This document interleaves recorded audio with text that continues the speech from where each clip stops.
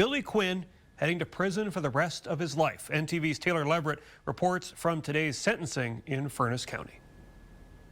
Hearing of Billy Quinn began with an hour-long sentencing by Judge James Dole. This is case number CR 20-38, State of Nebraska versus William J. Quinn. It was clear from the start the prosecution and defense painted very different pictures of Quinn. That in his failures, there is still a person, there's still a life worth living.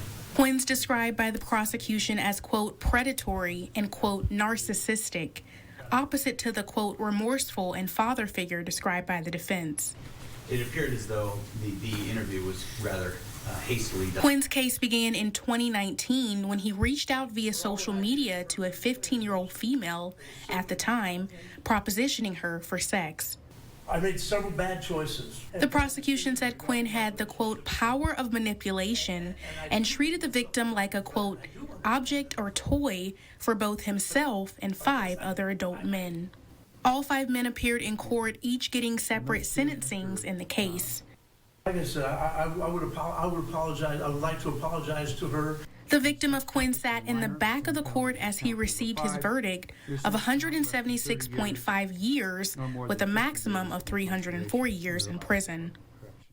Quinn's sentencing is what the Attorney General Doug Peterson is calling a, quote, life sentence, with the Furness County Attorney Morgan Farquhar saying in part, quote, sex trafficking is an especially cruel and dehumanizing crime, especially when an adult predator like Mr. Quinn targets a child for abuse and exploitation.